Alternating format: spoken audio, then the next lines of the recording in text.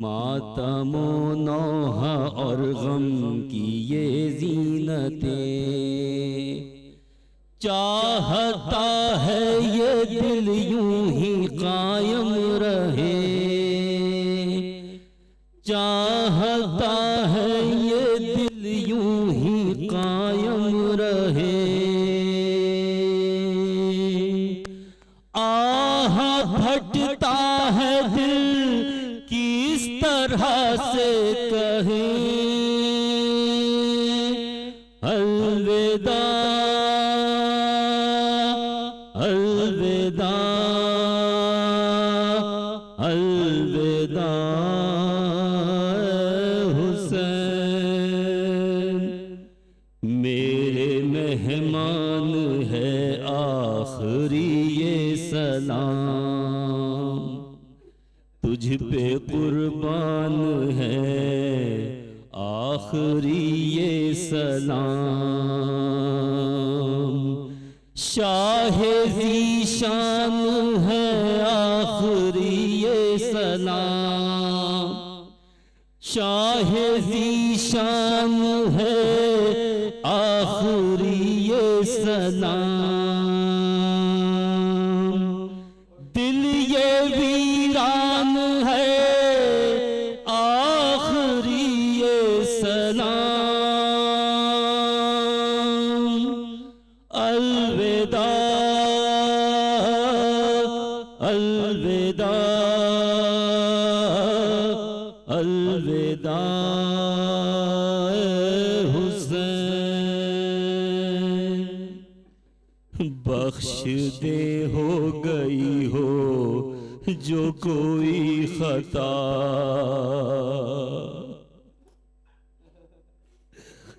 بخش دے ہو گئی ہو جو کوئی خطا، حق خدمت نہ ہم سے ادا ہو سکا، حق خدمت نہ ہم سے ادا ہو سکا، غم یہی ہے نہ جی بھر کے ماتم کیا، غم یہی ہے نہ جی بھر کے ماتم کیا،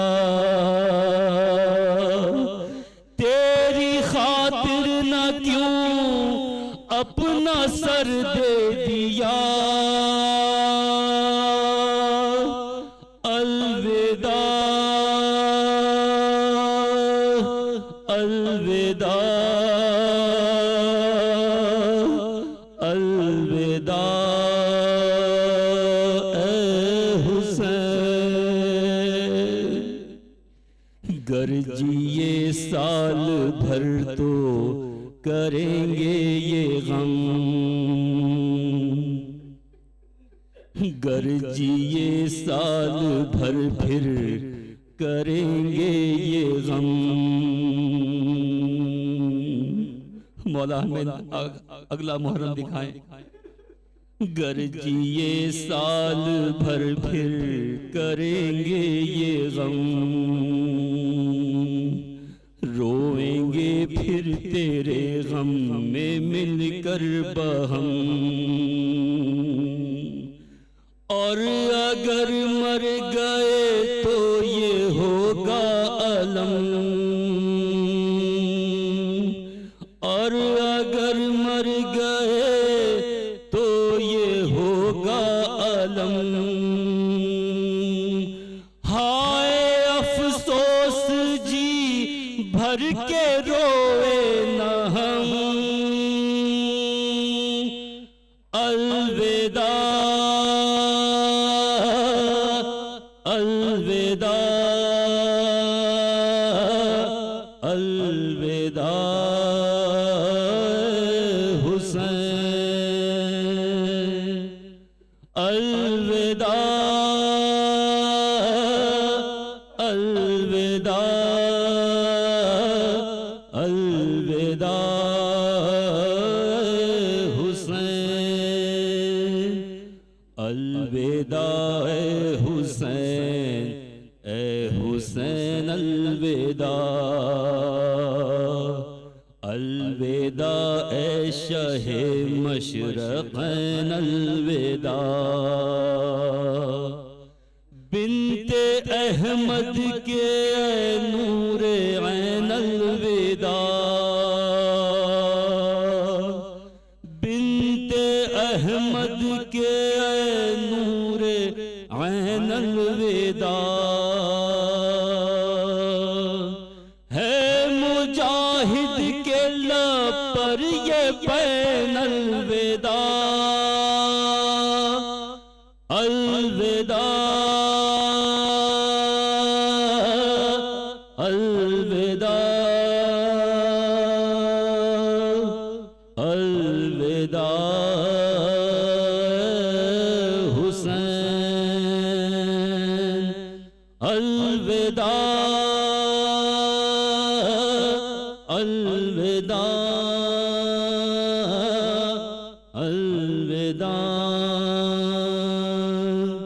اے حسین، بر محمد والے محمد صلی اللہ علیہ وسلم۔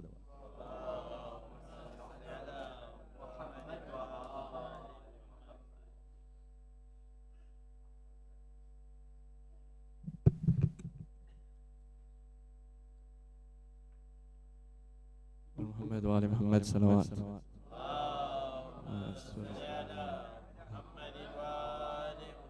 Just a few quick announcements. There is an announcement for the raffle ticket draw. You could win a free ticket to Iran. The raffle tickets will be on sale today. Today is the last day to buy your remaining tickets, which are on sale for £10 a ticket. Please see Sister Shabana Kareem in the ladies, or Brother Kumel Jafar in the gents who is sitting in the foyer. The draw for this will be carried out tomorrow at the Eid al-Zahra program. Tomorrow's program for the Eid al-Zahra will begin at Awwal Waqt at 4:06 p.m. with Namaz al-Maghribain, followed by Ziyarat Ashura, and we have a special Mushaira program tomorrow, so all are requested to attend. I would now like to invite Mullah Mahmoud Abdullah to deliver tonight's Majlis Bar Muhammad wa Ali Muhammad Salawat.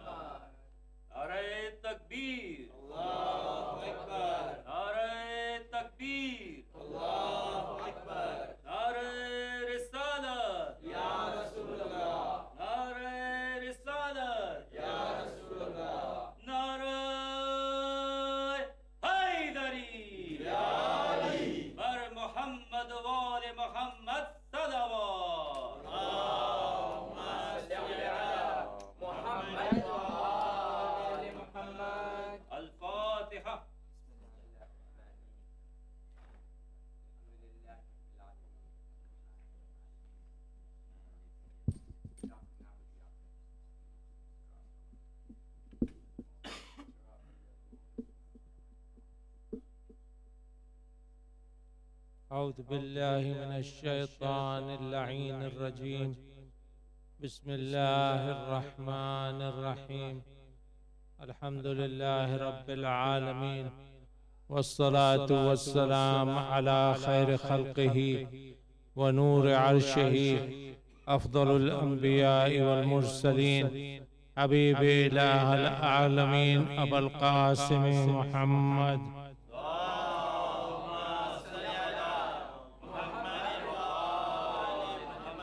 وعلى آله الطيبين الطاهرين الغر الميامين، الذين أذهب الله عنهم الرجس وطهرهم تطهيرا.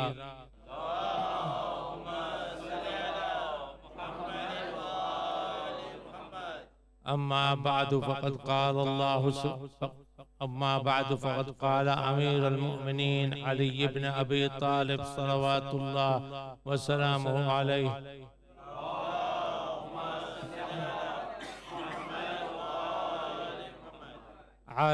أعرف الحق تعرف أهله، وأعرف الباطل تعرف أهله. صلوات.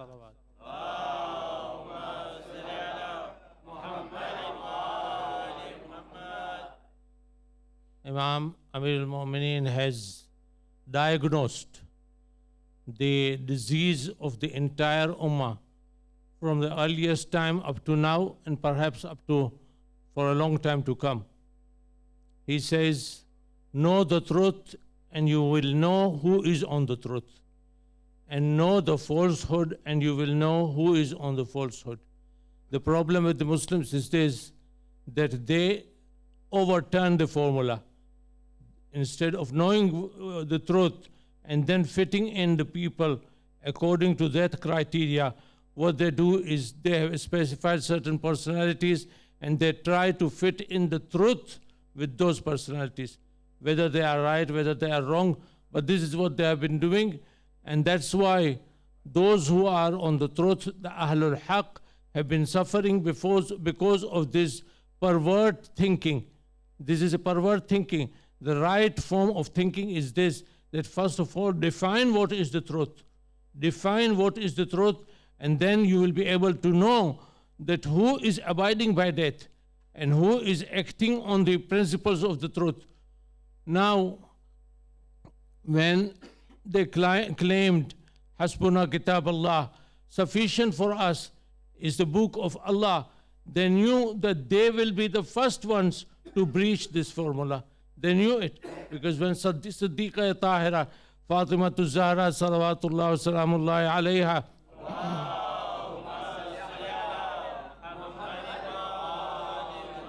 came and presented her case, the case was exclusively, entirely built on the Quran, on the Quranic ayahs, and not on the ahadith. Otherwise, she could have produced hundreds of ahadith.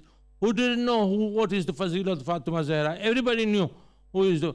They themselves who opposed her, they knew what is the Fazilat of Fatima Zahra, but they were not prepared to accept the case that she presented from the Quran. And they said, no, but we have heard your father saying that نحن معشر الأنبياء لا نورث, that we, the prophets of God or the apostles of God, we do not inherit. We neither inherit nor we give anything in inheritance except ilm. But she disproved them. Now when it comes to, when it is a matter of convenience, then they resort to the hadith, although nobody had heard that hadith except one person, and they contradict the Quran. And when it is a matter of convenience, they say, no, we will abide by the Quran. We do not know hadith, we do not want hadith taqalain. Sufficient for us is the Quran. But when you are being given the hadith, when Rasul Khuda says, the Fatimatu bid'atum minni, he doesn't say she is part of my flesh.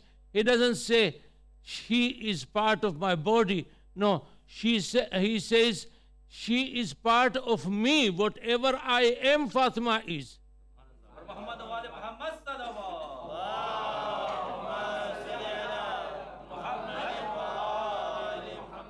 This did not fit with their mizaj, with their means.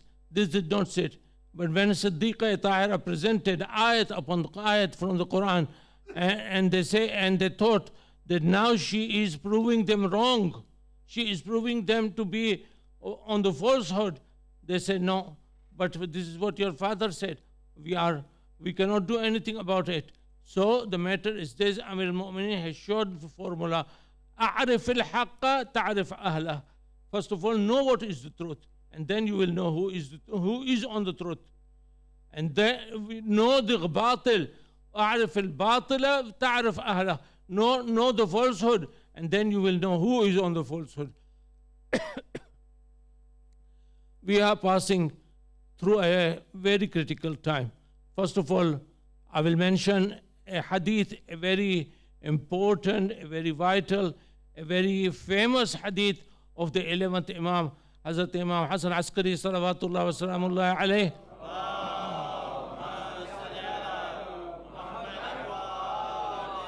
And then I will trek into the challenges that we have faced since that time up to now, and perhaps the challenges are going to multiply in the times to come. All the signs are such. The hadith is this, the Imam has shown the criteria of being a true believer, a true mu'min, a true believer. He has shown, he has defined what is the criteria. He says a true mu'min, the signs of a true mu'min is that he wears a ring in the right hand, first of all. Secondly, when he does the sajda, he does it on the sajda gah, on khak shifa, he does the sajda. Thirdly, when he recites the surahs of the Quran in the prayers, he recites Bismillah ar-Rahman ar-Rahim loudly, jahran, loudly, not slowly. And then he says that he prays 51 rakat namaz per day. Now that 51 rakat, they include namaz shab. And then he says, and then he performs ziyarat arba'in. This is important. This is important from our viewpoint. Why? Because we have seen with our own eyes, seen with our own eyes, seas of people, the ocean of people going for the ziyarat of arba'in, that the whole world is surprised, has been taken aback, that what is this? There is no other commemoration, there is no other gathering in the world which can match the ziyarat of arba'in. Can you imagine? So the ziyarat of arba'in is very important for us. I have been praying in namaz al-shab and in namaz al-ghufayla that may Allah accept the ziyarat of everyone who has gone this year for ziyarat arba'in, and may Imam invite them again and again and again, because nobody can go to Karbala without the invitation of the Imam. The invitation personally comes from the Imam. So this is the martaba, and this is the superior status that the Zawar enjoy in the eyes of Imam Hussein alayhi salatu wassalam.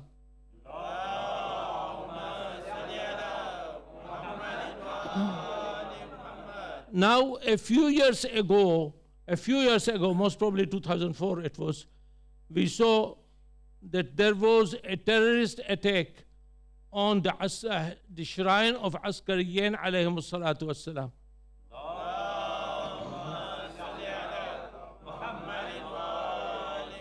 But this was nothing new.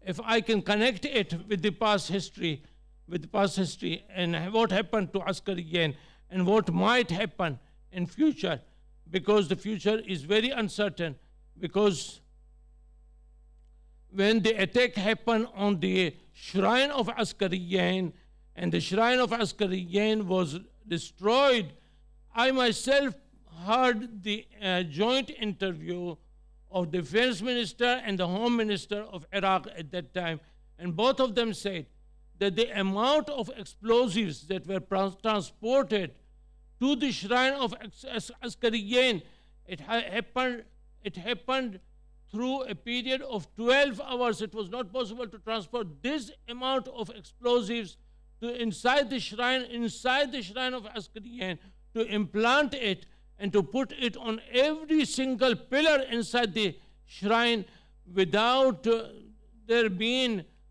trucks load of explosives, and this must have taken 12 hours. This is what I myself personally heard. So this means now, if under the international law, if you are occupying a country, if you are in occupation forces, then the international law says that you are responsible for the security of the country.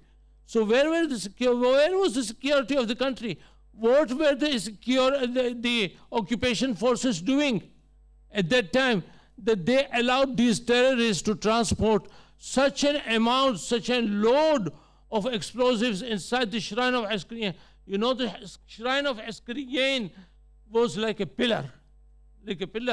Inside, if you look at the dome of the 10th and 11th Imam, the dome was the biggest dome from all the domes of the Ma'asumin. Look at the photographs; they are published in my book.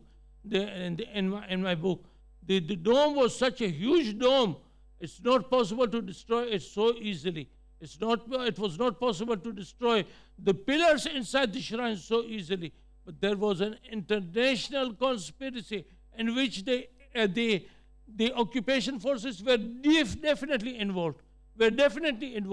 Otherwise, how can you allow these people to transport such an amount of explosives and to implant it, to spend time in implanting it, and then to explode it by remote control or whatever? So what I'm trying to say is this, that this was nothing new. It happened in the Arabian Peninsula in 1925, when the Jannatul Baqi' and Jannatul Mu'alla, both of them were destroyed. And when the historians write about the destruction of Jannatul Baqi' and Jannatul Mu'alla, they said the next day, when the scene was such as if a big earthquake these two graveyards or cemeteries had met with big earthquake. This was the scene. The very next day, in 1796, Ibn Abdul Wahhab expired.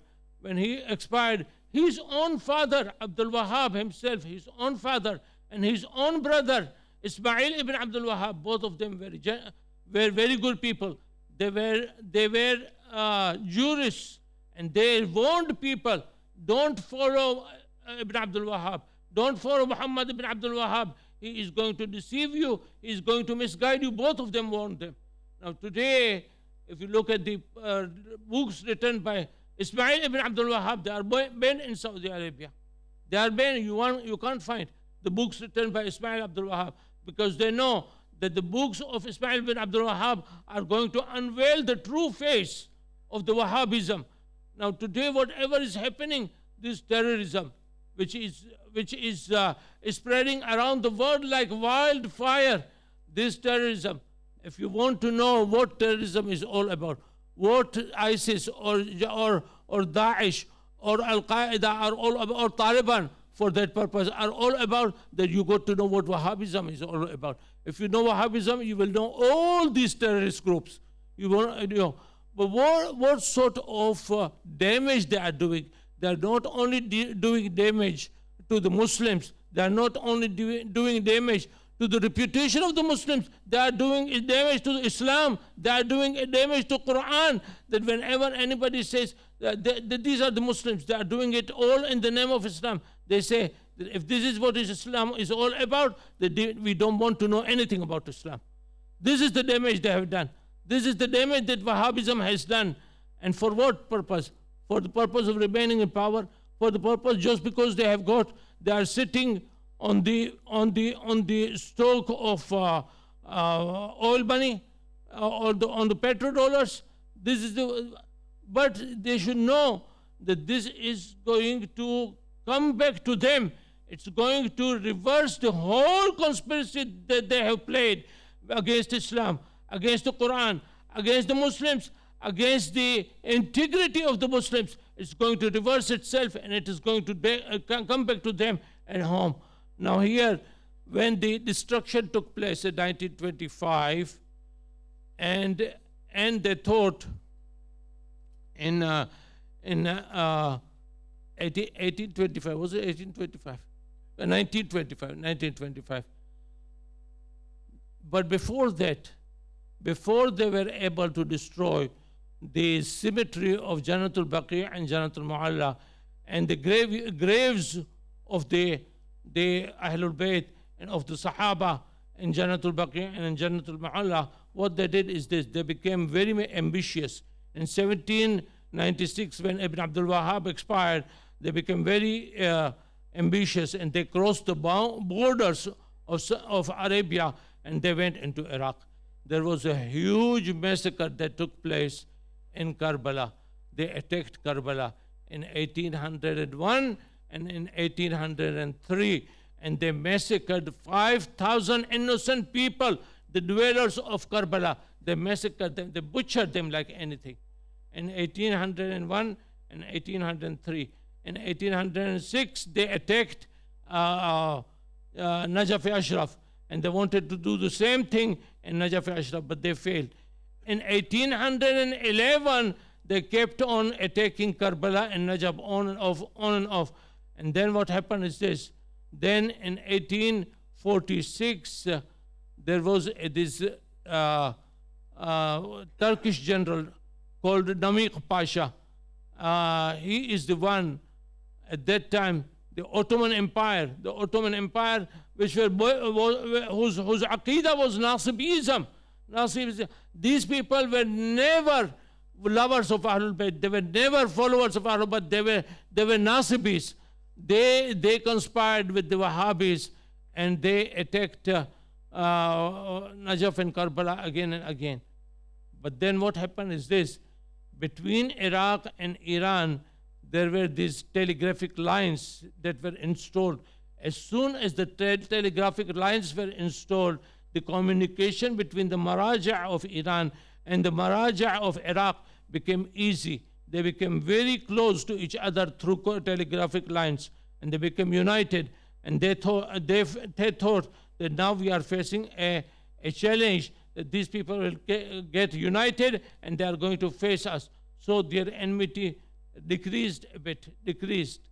But then when the Aramco, when the contract was signed with Aramco for exploration of oil, and a huge oil quantity that came out, and it brought into their control oil money, the petrodollars and this thing, they came back again to their original conspiracy, their original designs, and they started to opposing.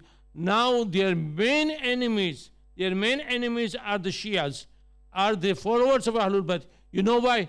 Because they know that they can buy the conscience and the zamir of others, because these people are saleable. You can buy them on auction. You can buy their religion on auction.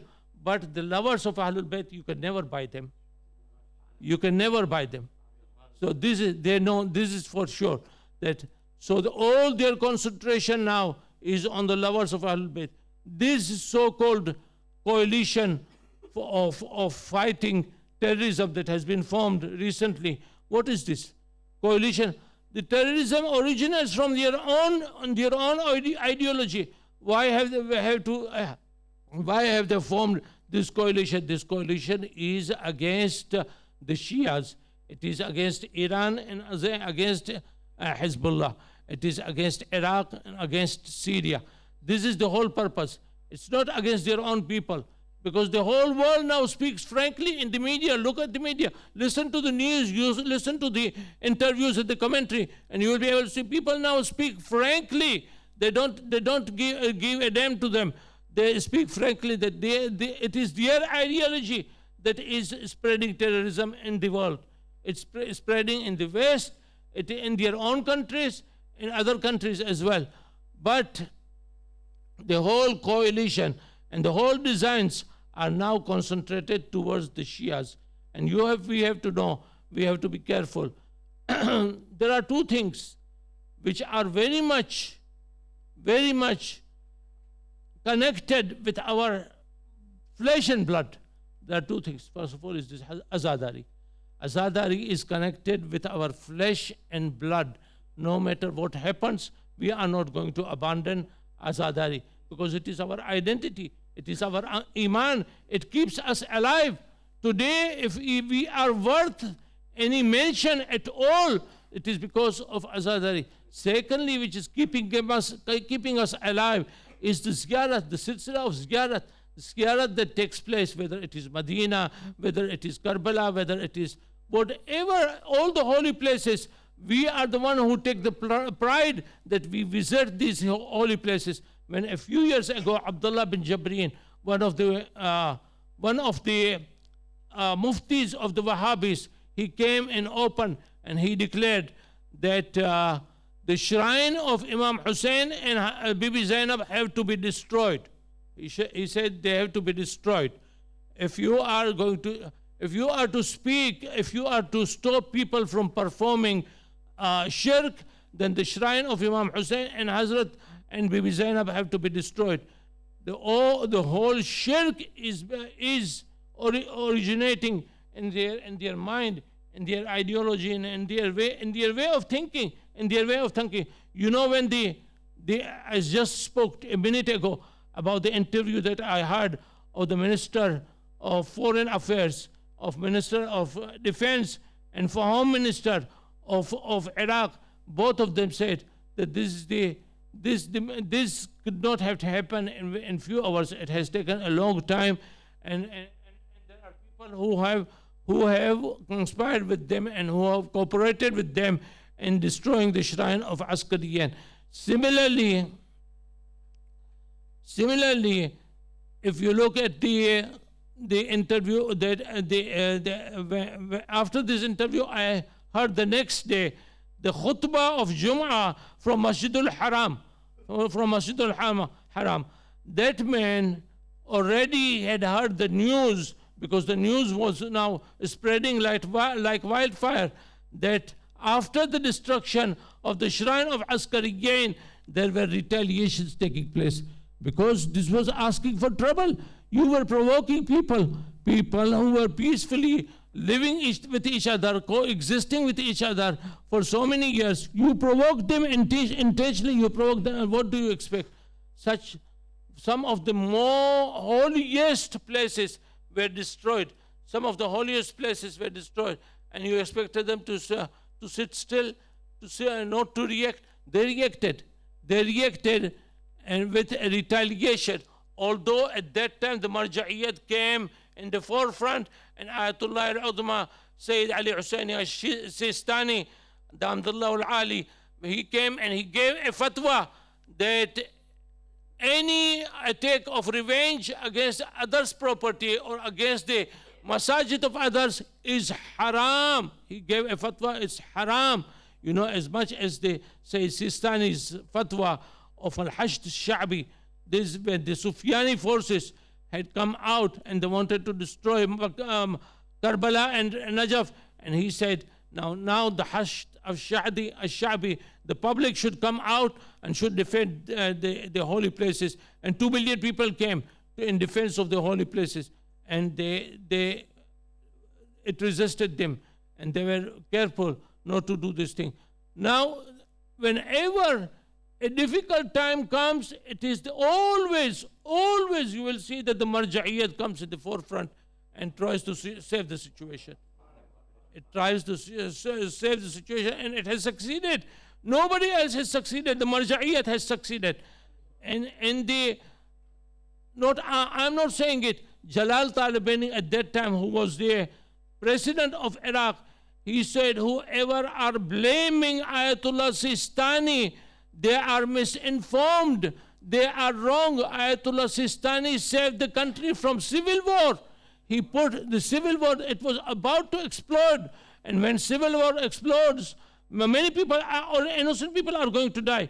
It was because of Ayatollah Sistani that the civil war was averted.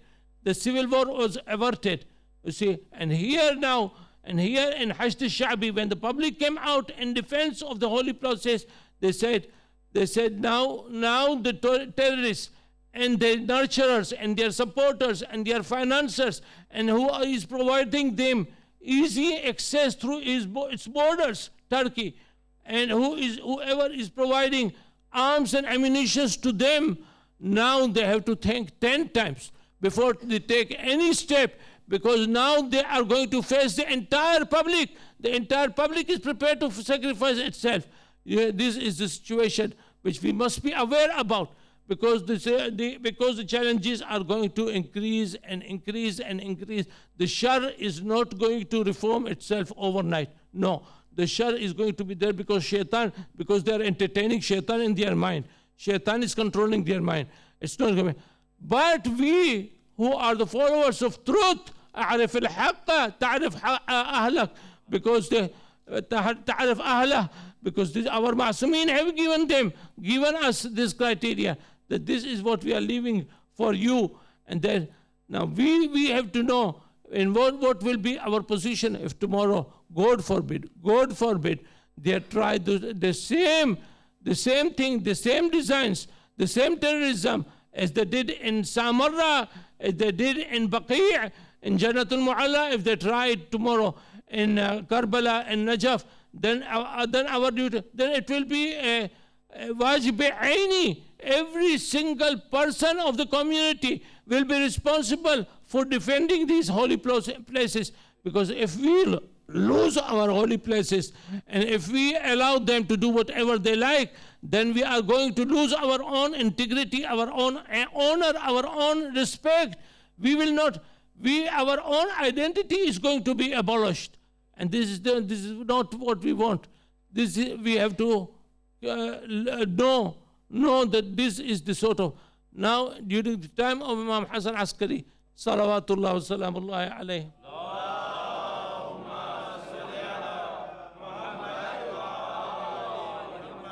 so you see, among the lineage of the imamat of the Ma'asum imams, two imams.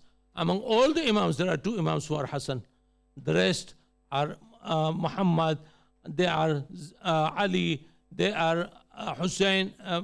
Hussein is also one. But the imams, from among the imams, there are two. One is Imam Hassan Mujtaba, another is Imam Hassan Askari. Look at the similarity that both faced. Both were poisoned.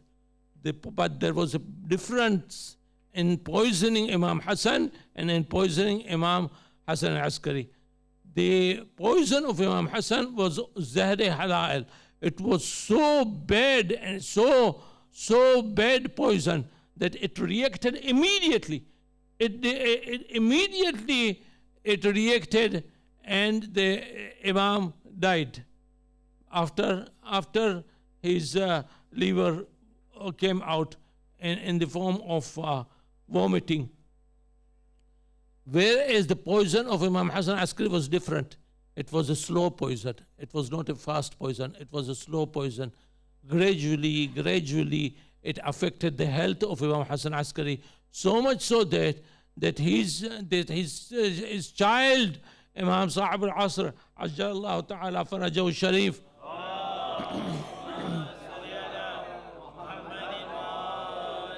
saw with his own eyes the health of his father deteriorating so much that there came a time when the final days, when the final moments of the 11th Imam was approaching, Imam Sahib al-Asr came out of the ghaibat.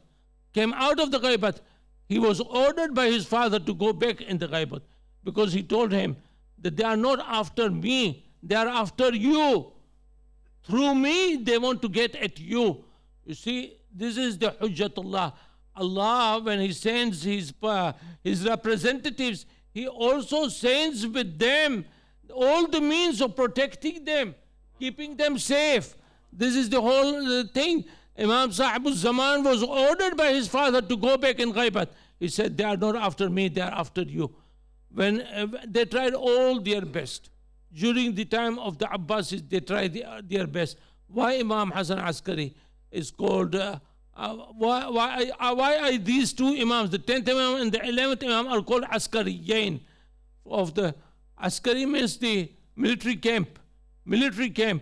So that the whole Samarra, although it was called Sarra Marra'a, that means anybody who looks at it, he gets pleasure.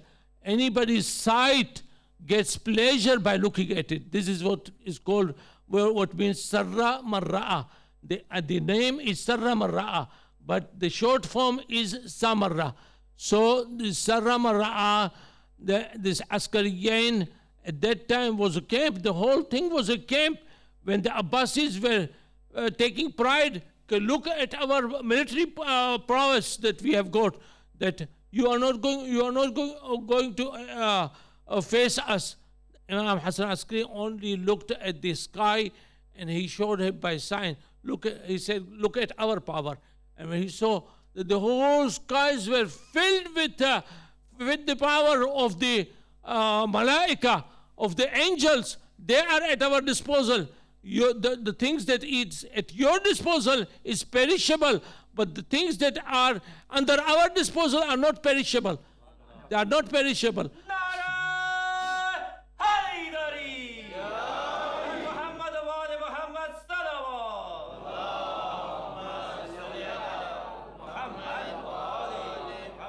So this is another reason as well, that why it is called Samara. The camp the camp that Imam, that was under the disposal and control of Imam Hassan Askari, was an eternal camp, was a great camp, that nobody could produce it on the face of the earth at all. This is another reason. Now still, what they did is they tried to increase as much pain and as much difficulties and hardships for the Imam, which actually started from the time of the 10th Imam, Mutawakkil Mal'un. He is called the Yazid of Banu Abbas. You know, Yazid of Banu Umayyah. Everybody knows who is Yazid of Banu Umayyah. This is Yazid of Banu Abbas. They said that if there was to be a cruel person among Banu Abbas like Yazid of Banu Umayyah, then he was Al-Mutawakkil. Al-Mutawakkil is the one who tried to destroy the shrines of Karbala, and he tried to put the plows on the qabr of Imam Hussein alayhi salam, and on the graves of the Shahadat, that they tried to put to make to harvest this territory, but it won't.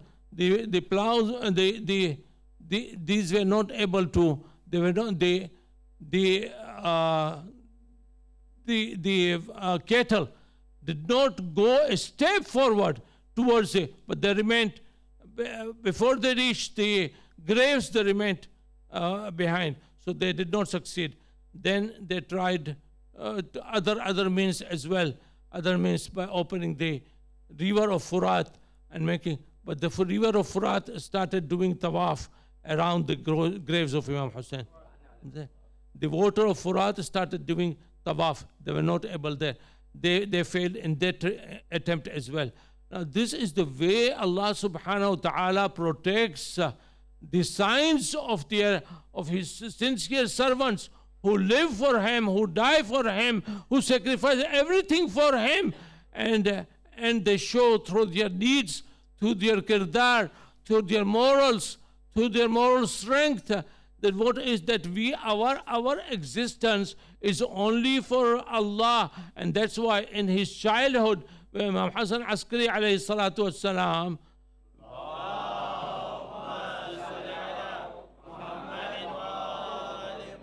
when Behlud saw Imam, saw that there were people in the streets, there were children in the streets who were playing, who were running around and playing, and he said he saw that there is one person who is standing on a corner and he is not coming, he is not playing with the other person. So he came, he knew Imam Hassan Askari. He said, Ya Ibn Rasulullah, why don't you play with other children? You haven't got toys, shall I bring you toys? He said, Oh Bahlul, you don't know. We Ahlul Bayt have not been created for playing and running around. We have been created for ibadat and for knowing the ma'rifat of Allah subhanahu wa ta'ala. In that age, tender age, Imam is showing that the purpose of the creation of Ahlul Bayt is not playing, is not fun, but it is for knowing the ma'rifat of Allah subhanahu wa ta'ala and for doing the ibadat of Allah subhanahu wa ta'ala.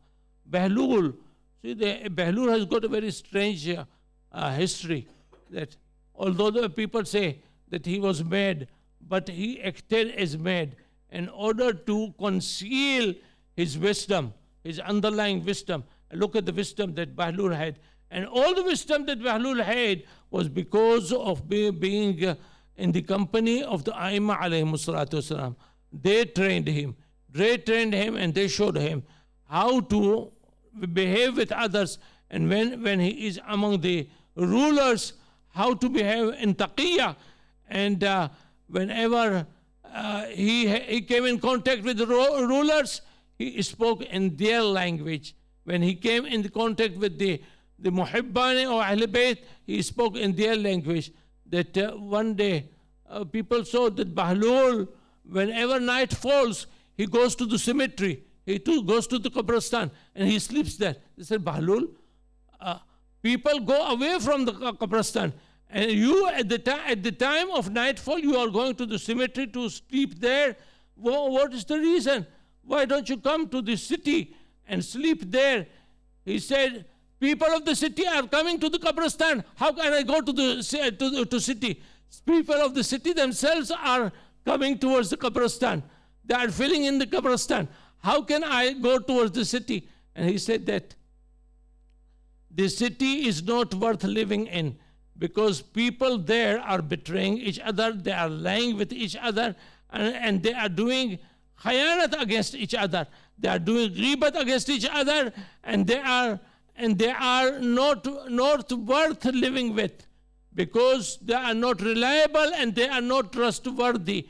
But look at these people, they are speaking and they are sleeping all in peace, and they are welcoming even the enemies, their enemies. They give them place. They welcome them. They don't throw them away. Look at these people, how peacefully they are sleeping. How peacefully they are not doing ghibat of anybody. They are not lying. They are not betraying anybody. They are not doing nifaq. They are not struggling for power. There is no power struggle here among them. But there, as soon as you go to the city, there is a power struggle there. These people. So we have to learn something from them, that these people have got something to teach us. First of all, I come here because I am welcomed here. I don't go there because I am not welcomed there. I am not welcomed in the city, among the dwellers of the city. I come here where I am loved. Nobody is throwing me away. This is not the place for you. Go away from Qabristan. No, I feel home. I feel at home in Qabristan. This is, see how much, in a few words, Bahlul showed what is the philosophy of dying. He also showed what is the philosophy of living with in opposition to the ways of Allah subhanahu wa ta'ala. In a few words, this is the tarbiyat of Ahlul Bayt. These are the teachings of Ahlul Bayt. These are the teachings of Ahlul Bayt. Now today, we are commemorating two occasions actually. We have gathered here to give our condolences to Imam Sahib al-Asr, Ajjallah ta'ala farajah.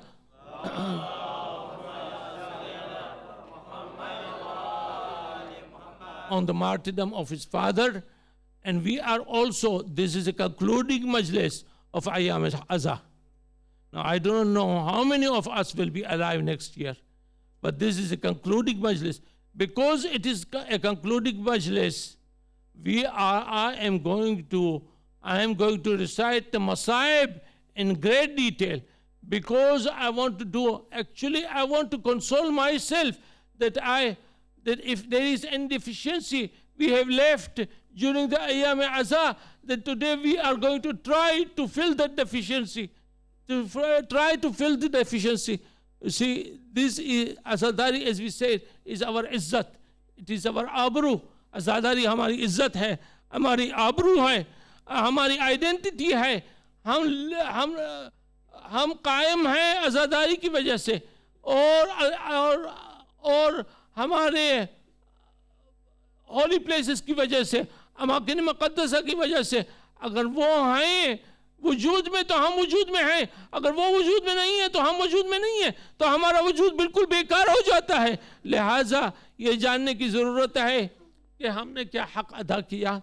हक़ तो मैं तो समझता हूँ कि अगर सारी ज़िंदगी हम रोते रहे तो हम अदा नहीं कर सकते, हम हक़ अदा नहीं कर सकते. बस यहाँ पर चंद जुमले मैं वो रिवायत की पढ़ूँगा कि जो सीनियर्स की मजलिस में जो रिवायत मैंने पढ़ी थी, ये रिवायत मुझे बहुत पसंद है, क्योंकि इस रिवायत में एक दर्द है. हमारे दिल में एक दर्द पैदा होता है जब हम ये रिवायत पढ़ते हैं. तो यहाँ पर ये देखना है, ज़ैनब लौट रही है, अपने वतन को लौट रही है, लेकिन शाम और कूफा को ज़हर करके लौट रही है. फातिह शाम कूफा, शाम और कूफा जनाब ज़ैनब है. अब जनाब ज़ैनब पे क्या बीती करबला में, कूफा में, शाम में और रास्तों में क्या बीती, किसी को क्या पता, मदीने वालों को क्या पता, अब्दुल्लाह बिन जाफर तैयार को क्या पता. अब्दुल्लाह बिन जाफर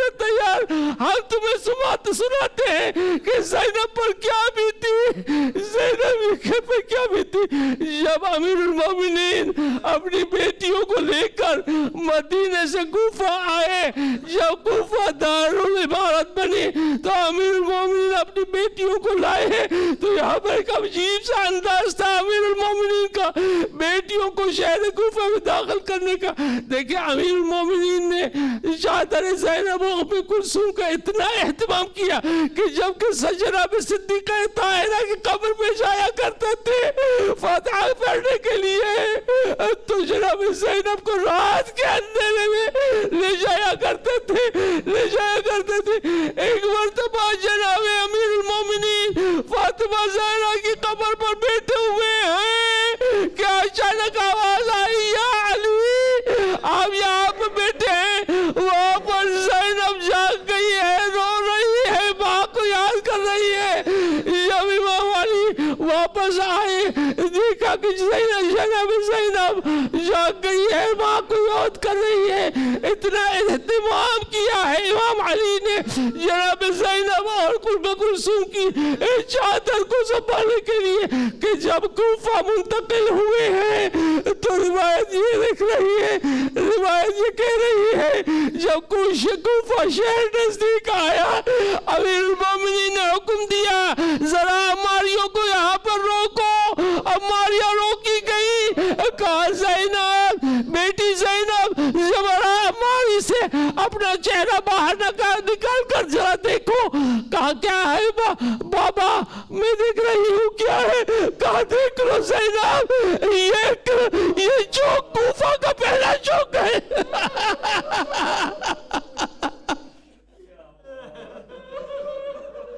پھر ہماری آگے بڑھی, پھر روکا امیر المومنین نے. کہا زینب ذرا باہر جا کر دیکھو. زینب نے باہر دیکھا. کہا بابا کیا بات ہے. کہا میری بیٹی زینب دیکھو یہ بازار کوفہ ہے. تھوڑی دیر کے بعد امیر المومنین نے حکم دیا عماریوں کو روکو, زینب ذرا باہر دیکھو. اب جب زینب نے باہر دیکھا کہا بابا کیا بات ہے. آپ یہ کہہ رہے ہیں کہ یہ چوک ہے کوفہ کا, کبھی یہ کہہ رہے ہیں کہ یہ بازار کوفہ ہے, اب کیا کہا یہ گلیاں ہے کوفے کی. کہا کیا بات ہے بابا. کہا بیٹی دیکھ لو اس شہر میں تم اسیر بنا کر لائی جائے گی.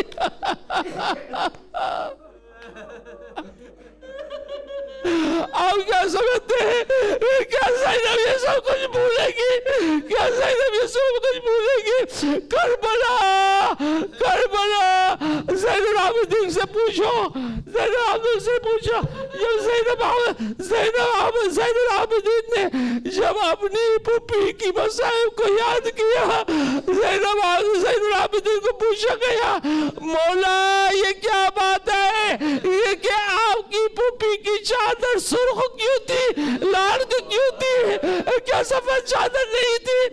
کہا سفید چادر تو سفید تھی لیکن میری پھوپھی نے جب اپنے آپ کو میرے بھائی علی اکبر پر گرایا ہے تو وہاں سے خون کے فوارے جو بہے, جو خون کے فوارے نکلے, اس سے زینب کی چادر سرخ ہو گئی. یہ زینب کس طرح بازار, کس طرح کربلا کوفہ اور شام کو فتح کر کے آ رہی ہے. زینب آج آ رہی ہے. جب زین العابدین سفر کر رہے ہیں, لٹے ہوئے قافلے کے ساتھ سفر کر رہے ہیں, تو اچانک جس لوگ کے نیزے پہ حسین کا سر تھا وہ رک گیا. وہ لوگ کا نیزہ اپنے آپ کو زمین میں گاڑ دیا. اب شمر آیا, شمر سے پوچھا گیا یہ حسین کا نیزہ کیوں نہیں چل رہا ہے. کہا میں بتلاتا ہوں کیوں نہیں چل رہا ہے. شمر سر حسین کے پاس تو نہیں گیا لیکن زین العابدین کے پاس آیا. زین العابدین کی پشت مبارک پر کوڑے برسائے. زین العابدین جب تک سر حسین آگے نہیں بڑھے گا تو میں سے کوئی آگے نہیں اب زین العابدین بابا کے سر کے پاس آئے, کہا بابا شمر گھوڑے پہ گھوڑے مار رہا ہے, آپ آگے کیوں نہیں بڑھتے؟ کہا زین العابدین میری بیٹی سکینہ صحرا میں رہ گئی ہے, جب تک سکینہ نہیں آتی میرا سر آگے نہیں بڑھے گا. اب زینب اور زین العابدین نکلے, سکینہ کو ڈھونڈنے نکلے. زینب نے کیا دیکھا؟ زینب نے کیا دیکھا؟ لقدق صحرا ہے, لیکن ایک نشیب کے نیچے ایک بی بیٹھی ہوئی ہے, اس کی گود میں سکینہ سوئی ہوئی ہے.